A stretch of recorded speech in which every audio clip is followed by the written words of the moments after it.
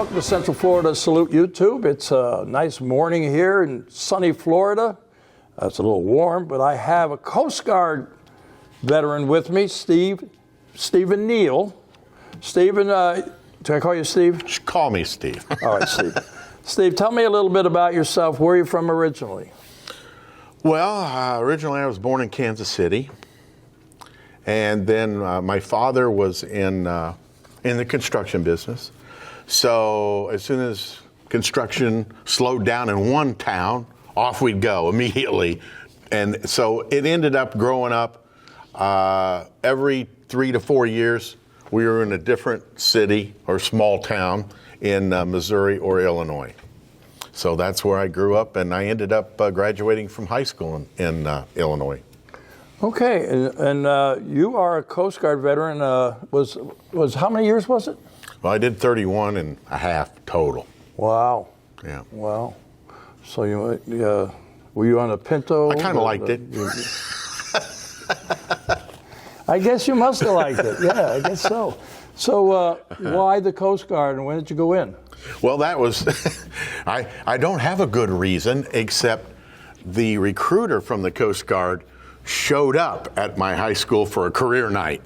So that was my first introduction to the Coast Guard. Never heard of them, never saw a commercial, never saw anything in the Midwest about the Coast Guard. Coast Guard didn't have any PR budget at all. So you didn't see them on TV, you didn't see them on, commercials or anything like that. And when you think Coast Guard, you think of the coast.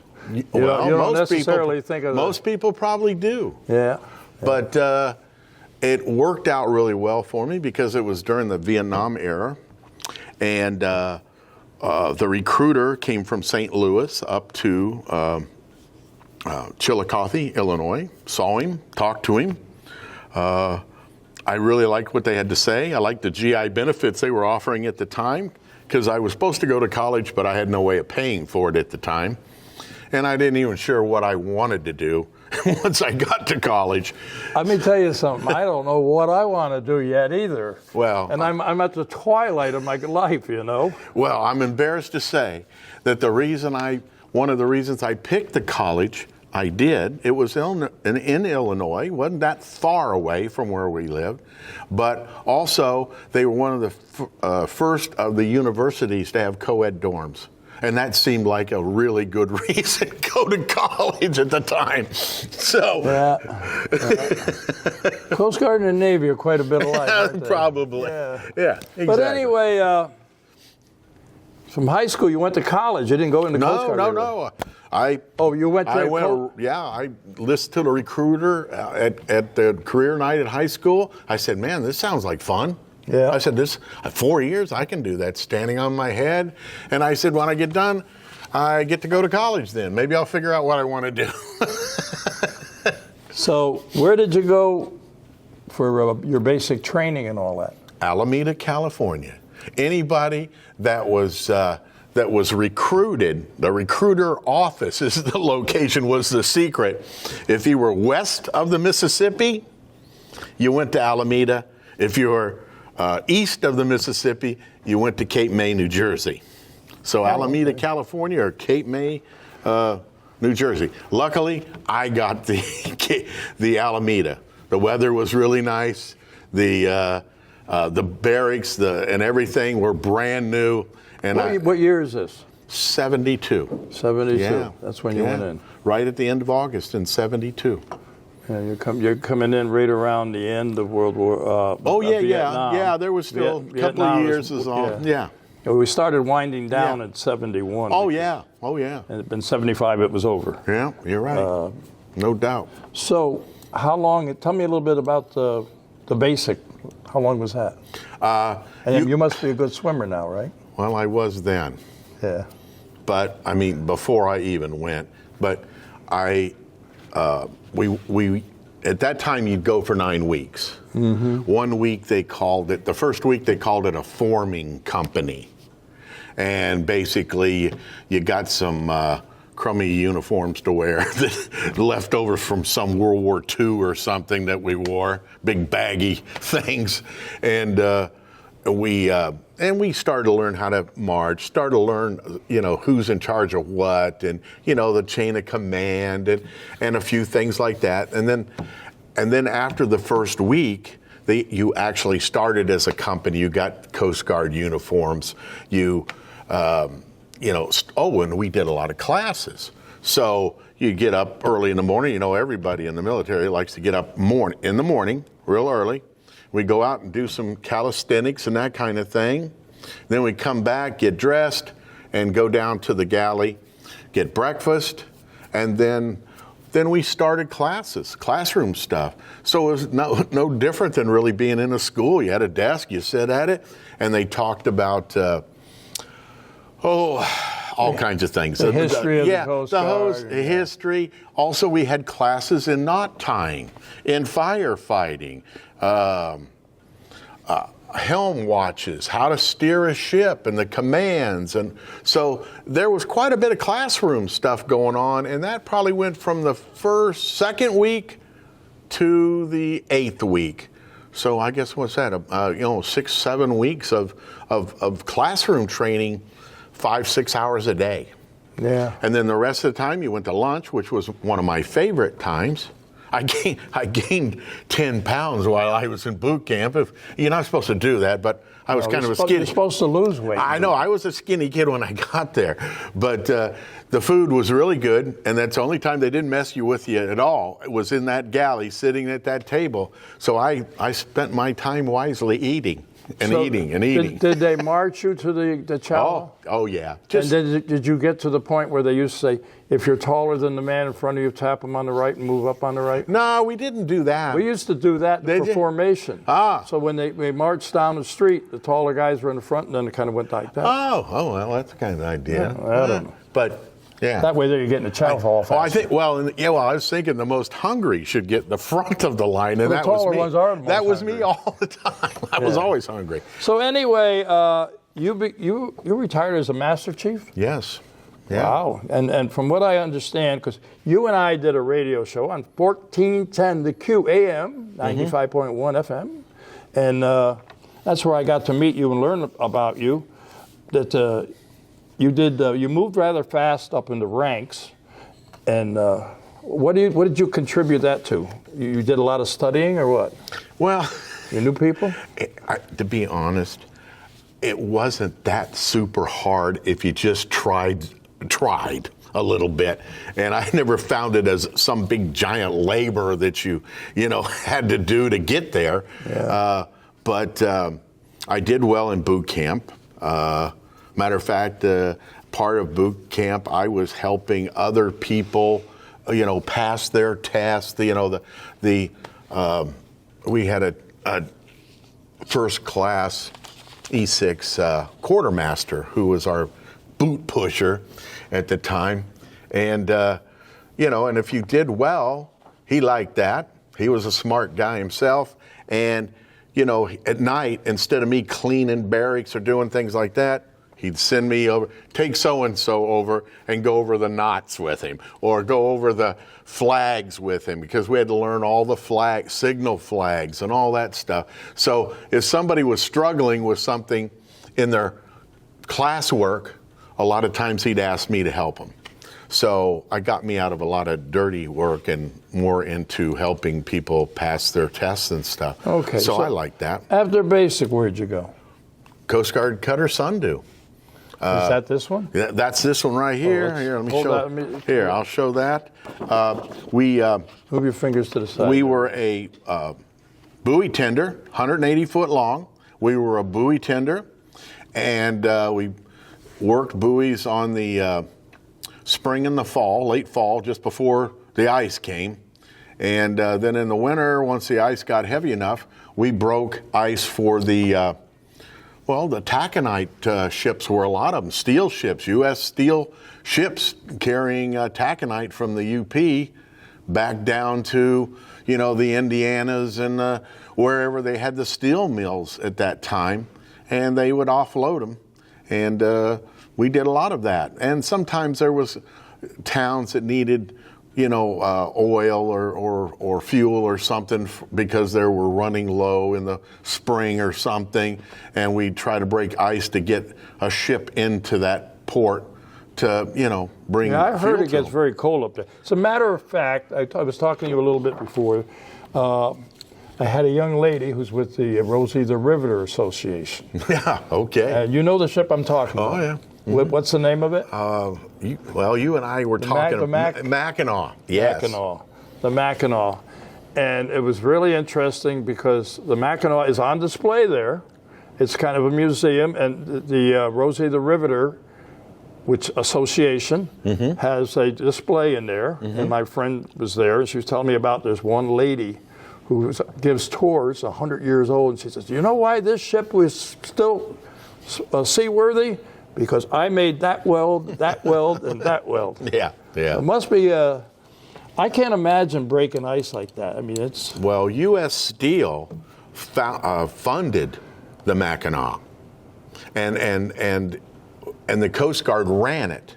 But they funded it because they wanted ice breaking in the Great Lakes so they could keep sending taconite, which is a partially smelted iron ore, into steel, and they come out like little marbles when they're shipping them, which is interesting if you have to jump down on a dock off a ship on top of all those things, because it's like jumping on a bag full of marbles that are loose and your feet are going every which way. So we used to jump on those docks and like on a cat. So you hit it first and then your hands went down, or you may end up on your back of your head on the dock. So. But, that's interesting. I didn't know that. Yeah, they're little pellets about the size of a marble. Now, they're a little misshapen. They're not perfect round, but they're they're enough to look like a marble and to be hard to walk on. Yeah. But that's why the Mackinac came about. U.S. Steel built it and said, here we go. They built it too big to go through the locks, so it couldn't even leave the Great Lakes if it wanted to. Oh, yeah? At the time, yeah. And it was a good-sized ship. How big was this ship? This was 180 foot long. I forget Wow. the Mackinac was probably closer to 300 and something, I think, but I can't remember off the top of my head. I don't know. I mean, I had some information. But she was also very wide. Oh, my goodness. Our ship, you could almost put 3 of them on her deck. She was so wide. We were a little over 30 feet. I bet you she was close to 75 or better feet wide. Wow. So when she broke ice, she broke a big wide path for the ships to follow. So that was a big deal for her. Yeah, but you did not serve on her, but you served with her, like. Well, yeah, we served right along in the same water. A lot of times at the same time, we were breaking ice for a couple of 3 ships in the same area. So, they may be helping this guy and we'd be over here helping this ship. A lot of people don't realize how the water and the weather and what goes on up there in the Great Lakes. They think, well, the ocean's a lot worse. But I had a friend of mine who's with the Lord now. He used to do some karaoke here, and he showed me one day. He was a Coast Guard guy. Mm-hmm. He showed me his ship, and he had a video with the waves. I mean, yeah, it can be. Did you experience a lot of that? Oh, yeah. Well, I'm not going to say a lot. That was, for one thing, as a buoy tender, we didn't go out in really rough seas because you couldn't work the buoys then. Yeah. Because you got to remember, you're taking a crane, snatching up a buoy with one hook, and now you got to bring it up on deck. Well, you can't be rocking too much or that poor thing would be going everywhere. Yeah. So, about 4 or 5 foot, 6 foot seas was the most we ever worked buoys in. And then when you broke ice, that was kind of nice about the ice breaking. Once you hit that ice field, it's calm. So you get vibrations and stuff from breaking the ice, but there's no wave action whatsoever. Yeah. You were up there, and then you got around. Did you go in any other ports? Oh, yeah. We were up in the Lake Superior at times. We'd go down by St. Sault Ste. Marie, the locks there. We'd be down in Lake Michigan, mostly in the northern half, because that's where our buoys were, and that's where the ice was. And if you look at a map, you see Beaver Island. The ice pack did not usually form much south of Beaver Island, and then it would go over to Wisconsin, and then it would come over to the upper part of the Michigan area there, like around Traverse City or so, for people that are familiar with it, and that would freeze solid, and then below it, it was warm enough and stuff and enough wave action to keep that ice from forming until the next summer. For the younger people watching this about the Coast Guard, you primarily were in the Great Lake region most of your time. But then later on you went down. Yeah. We're going to get into that a little bit later, but tell us a little bit about the Coast Guard. It's one of the oldest, right? If not the oldest. Yeah. Well, you argue with the Army and the Marines sometimes about who's older. But, okay. Well, there's no Army here and no Marines here right now. Well, then we'll say the Coast Guard's the oldest. Okay. But it was started by Alexander Hamilton. He was Secretary of the Treasury at the time, and you had Mr. George Washington was our president, and the United States needed some funding method. We had a nice new country, but we had no way of buying anything or funding any projects or doing anything. Mm-hmm. So he convinced the Congress at the time that we needed to raise tariffs. You probably heard that term lately. It's come up. Or you want to call it taxes, whichever one you want to call it. Yeah. But they wanted to tax imports so that the government would have some money. Yeah. And their idea of money, listen, was $40,000-$50,000 back in those days. Nothing like it is now. They throw that on the ground, step on that. Yeah. But so the only way you could do was they wanted to tax the rum coming out of the Caribbean. I guess that was a big import at the time. Everybody needed some rum. Is. I guess everybody needs some rum. Yeah. So they were going to tax the rum coming in. Well, back in those days, those ships could pull up to the beach or do whatever they want and unload illegally and not pay the tariffs and go back to the Caribbean and go get another load of rum. Yeah. So they said, okay, we need a way to patrol the coast around the East Coast and the Gulf. So they said, okay. He said, Hamilton come up with a plan. We need 10 Coast Guard cutters built. And so they go, wow, 10. What's that going to cost us? Well, they paid $10,000 for each cutter. Yeah, Now, they were only about 47, 48 feet long, which is really strange. We think of on TV, you think of these giant wood ships, 3 or 4 masts. They look, right. They got the swashbuckling and going on. No, these were small sailboats that were about 47, 48 feet long. They were only manned by about 5 or 6 guys. That was it. And they were they were paid by the government, almost like a Navy, paid them. And they built them all up and down the East Coast so they didn't ship them long way. So I think they built the first one in Boston. Probably. Yeah, because they started up north, and then and then New York. They built one there, and then they built one like down in Virginia. Like probably down in Virginia, and then down in Charleston, and down, and they worked their way south building these things, and so it cost almost $10,000 for our fleet of 10 ships. It's more than that nowadays. Oh, yeah. Well, yeah. How many ships do you think the Coast Guard has? Oh, now? I don't. You know what? To be honest, I don't know. Yeah. Because you have to remember, when you say ship with the Coast Guard, anything from 65 foot and larger is a ship. Yeah. And anything smaller than that is a small boat. Yeah. Or something. So if you add them all up, there's quite a few. Because most of your Coast Guard stations, your search and rescue stations, have probably 2 to 3 minimum of rescue vessels. Yeah, a lot of people don't realize, I think the Coast Guard, they're just in the coast or maybe in the Great Lakes, but they've been all over the world. Oh, yeah. Well, in all the wars. The Coast Guard, if you just talk about the United States area, geographical area, they're in charge of all navigable waterways. So that could be anything from offshore a few miles. It could be Lake Harris, right? It could. If it was at one time navigable, yes. Oh, okay. So sometimes you can find now these smaller lakes or smaller creeks that are not very large, but at one time maybe they were or whatever, and they were navigable.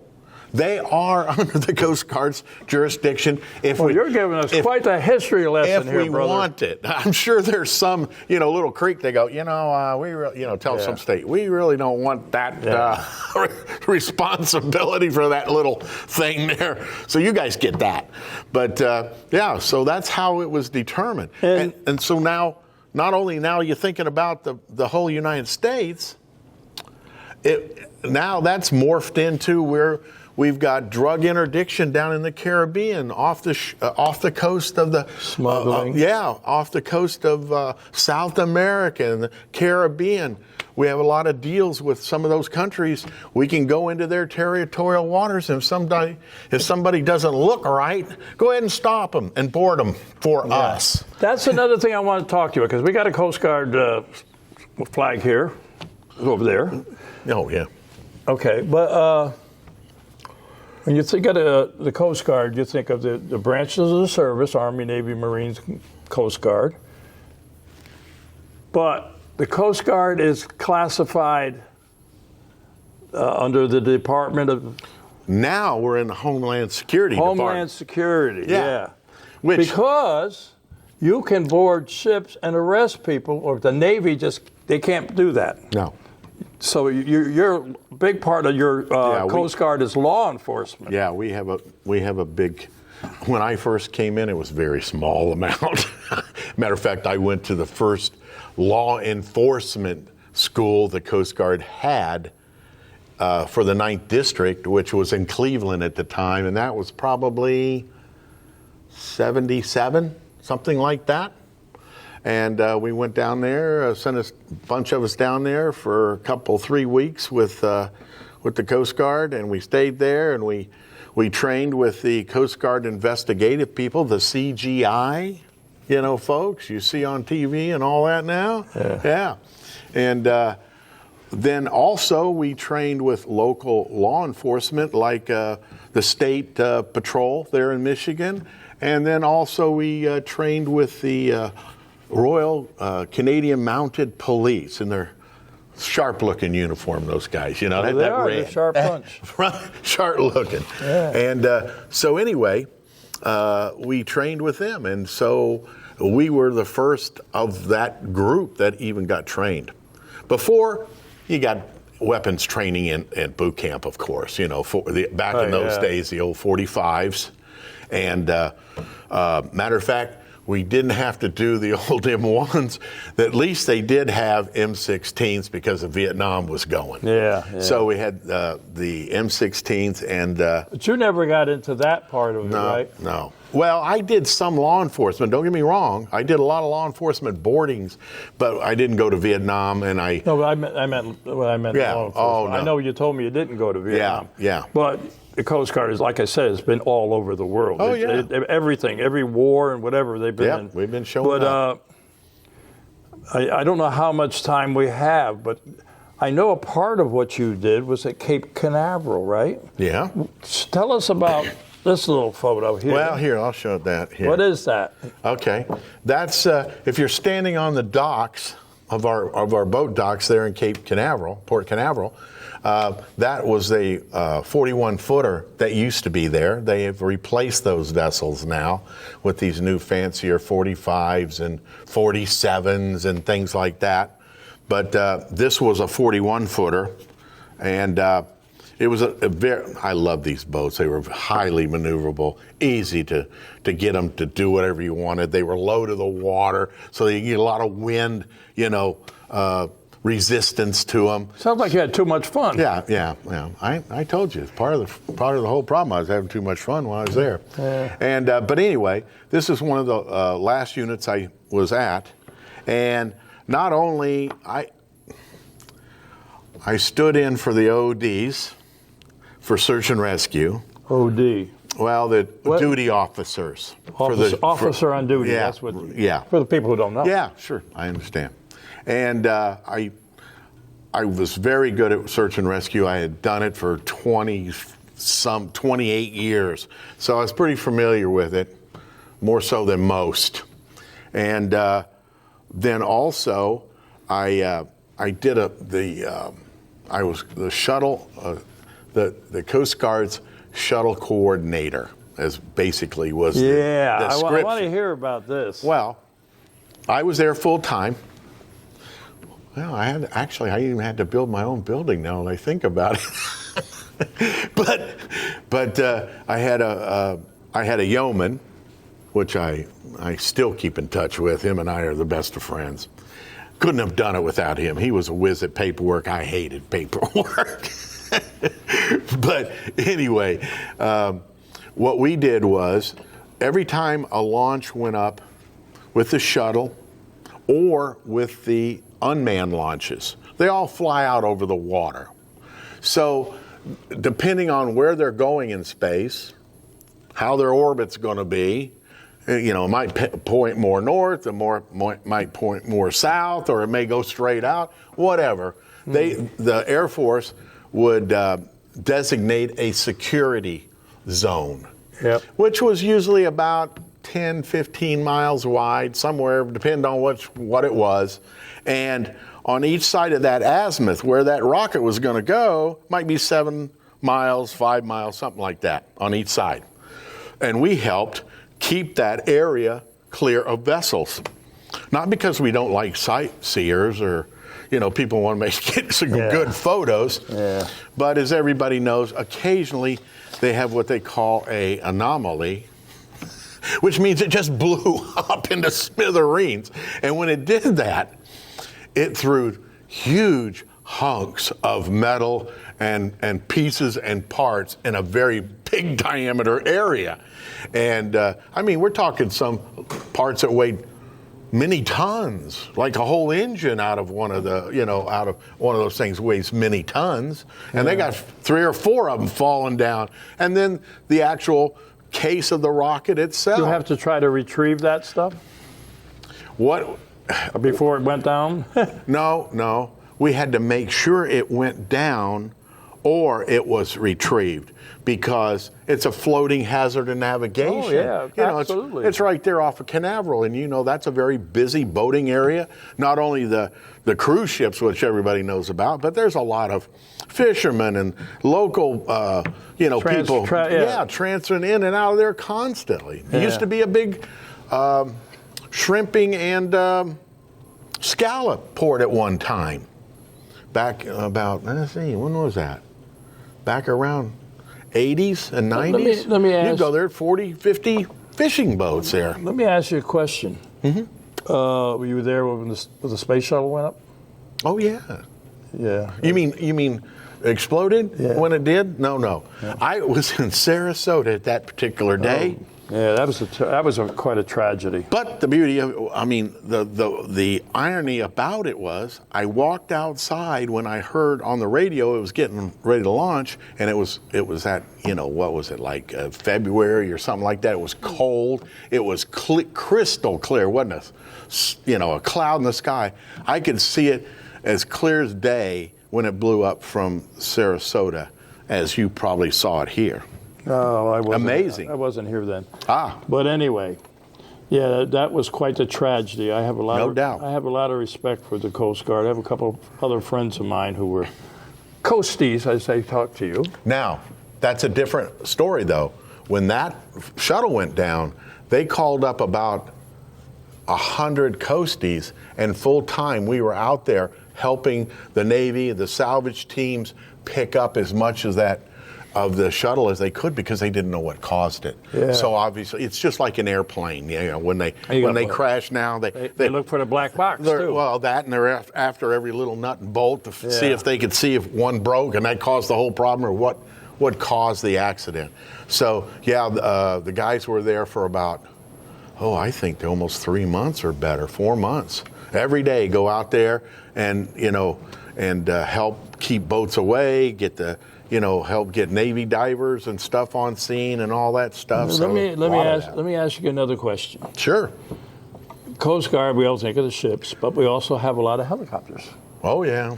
Were you involved in any of the helicopters? Or is that a whole different bunch? Well, yeah, they are typically work out of two things: either an airport, so a lot of times they'll rent space at a commercial airport.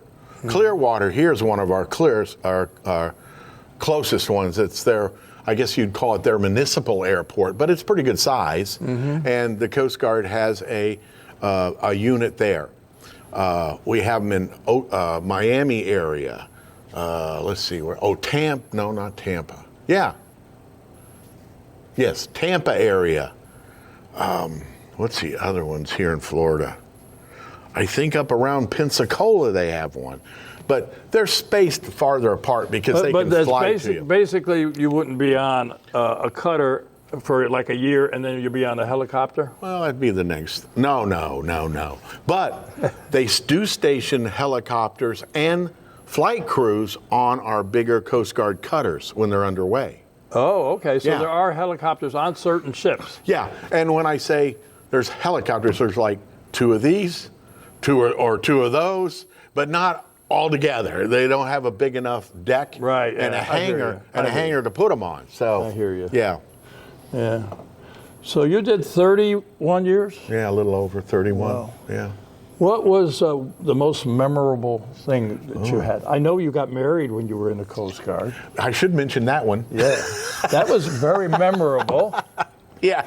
And exactly. Yeah. In case she ever hears, we got to make points here. Yeah. In case she ever sees this, we want to make sure we mention that. Well, I hope she's going to see it. I hope your whole family sees it. Happily married. Good. And that's been, gosh, it's either 50 or 51 now. I think it's 51. I think. So don't look at me. Yeah. Anyway, you weren't there. No, I wasn't there. Yeah. Anyway, listen. Any kind of special memory with the Coast Guard, other than marrying this wonderful lady? Well, I did make some great friends. Still in touch with a few of them. What mission? A mission? I imagine retrieving stuff from the space shuttles and stuff. Well, not only did we supply search and rescue. How about a rescue? We did a lot of that, and I was pretty lucky at that. And I'll call it luck, or maybe divine interference. You were skilled, man. Maybe it was just all skill. Could have been. Yeah, it could have been. But most of the people, if you gave me enough information, and you did your part to help a little bit, I'll find you.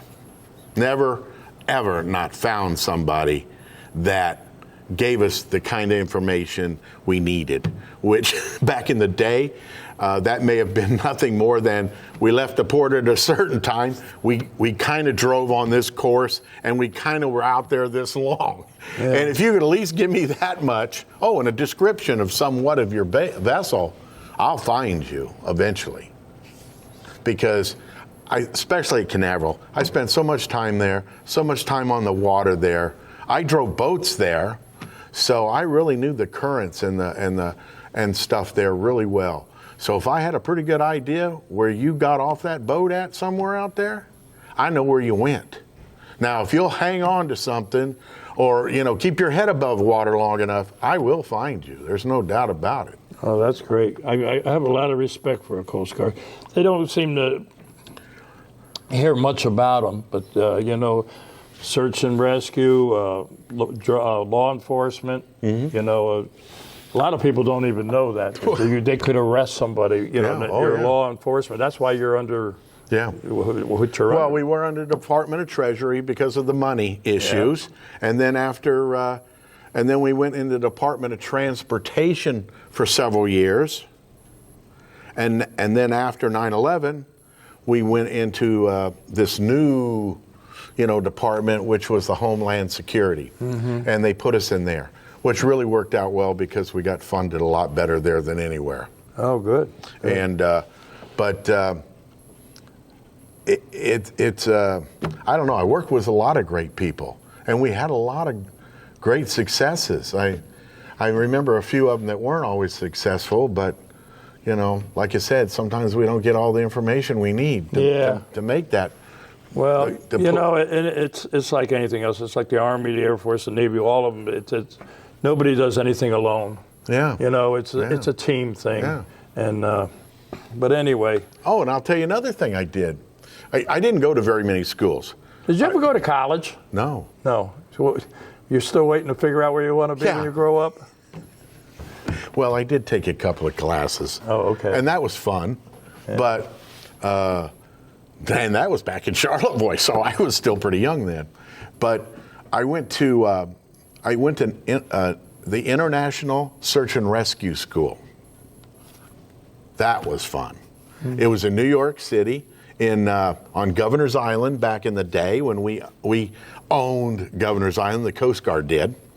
Oh, really? And so we had classes there, and it was 4 weeks, 6 weeks, something like that at the time.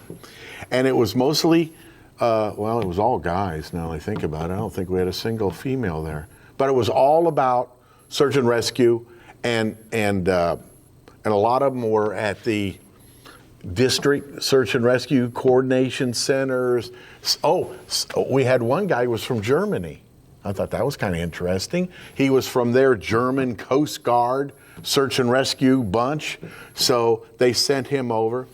But what was so nice, that was before the day of, 1,000 computers that did everything. Yeah. So you did everything by hand. Yeah. So it was think of it as a giant math problem of algebra and geometry. And you had to bring all these things together to figure out where somebody was. Because I can tell you, I could tell where you were going to be if you were out in California, got on an airplane. All I got to know is what kind of airplane and what time you left. And then all of a sudden you came. Speed of the airplane. Yeah, because now I'm going to know the speed. I know the general speed of it and everything because I have books that tell me all that stuff. And then you went out over the ocean somewhere, and suddenly you decide to parachute out. Well, depending on what aircraft you were in, depends on what kind of parachute you would have, and also what the drift angle of that and stuff of that parachute is. When you talk about this, I think of that one guy that robbed a bank and they parachuted out and they never found him. Cooper, wasn't it D.B. Cooper or something? Yeah, you would have found him. I'd have found him. But hey, listen, I think we're running out of time, brother. And I'm sure glad you came on and you're giving a lesson to a lot of people about what the Coast Guard is and does. And it's been a pleasure. And we're going to meet once in a while and have a good time. Sure. But do you have any one particular memory or something you want to say about the Coast Guard before we close? I would say the Coast Guard is looking for good people. They are. And looking not only for the junior members that, maybe are only going to do 4 years, but they're also looking for people that are interested in making it a career. And I recommend the Coast Guard as a career because it's something you can do as you're getting older.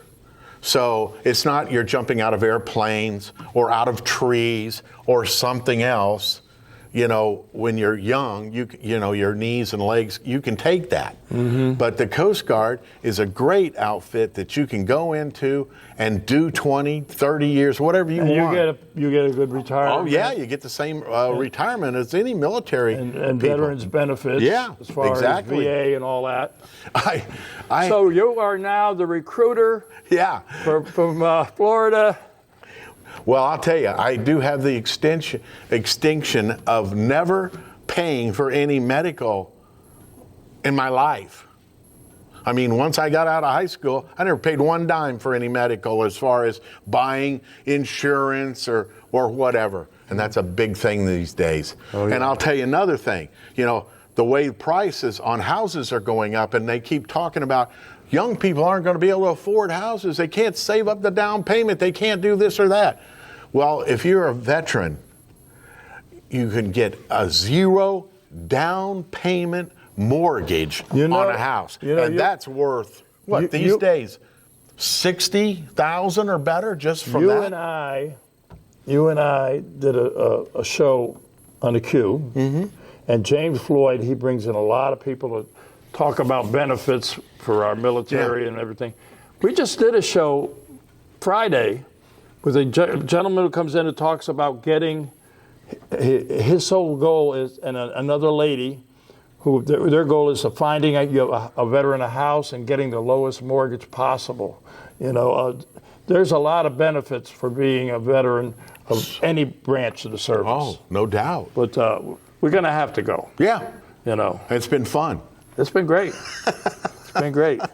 But you never got to college and never got in that dorm.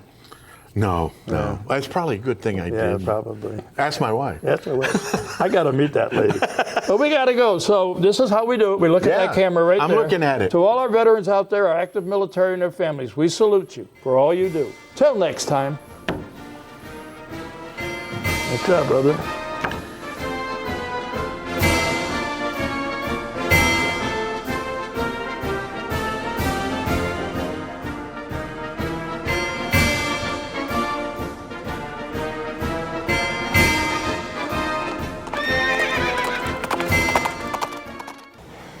Today I'm at AMVETS Post 2006, a major sponsor of Central Florida Salute. And I want to introduce to you the commander here, Ronnie Mack. Ronnie, tell us a little bit about AMVETS 2006. Where are you located? And we are at 500 North Canal Street, Leesburg, Florida. It's right off of 441, between 441 and Main Street on Canal. Can't miss us. And we're a veterans organization, along with, we have an auxiliary, and we have sons of veterans that are related some form or another to a veteran. And we do a lot for a lot of charitable donations and stuff to charities in the area and in the county. And we're a major sponsor to Central Florida Salute. We're proud of it. We're glad to be. You guys do a heck of a job, and we'll sponsor you as long as I'm here. We're going to sponsor you. So. Well, I'll tell you what, we do. Sue and I really appreciate it. We're a two-person operation. Yep. And what we try to do with education and supporting our veterans community, and you supporting us is major thing. It's major. We're glad to do it, Bob. We're glad to do it. And you have sons here. You have auxiliary here. You've got a website, too, if somebody wants to join? Yep. It's, don't punch into www. It's amvets-2006.org. And it'll take you right to our website, Facebook page, and all that's there, and you'll be able to find that. The webmaster, he tries to get the calendar on there every month, anything pertinent.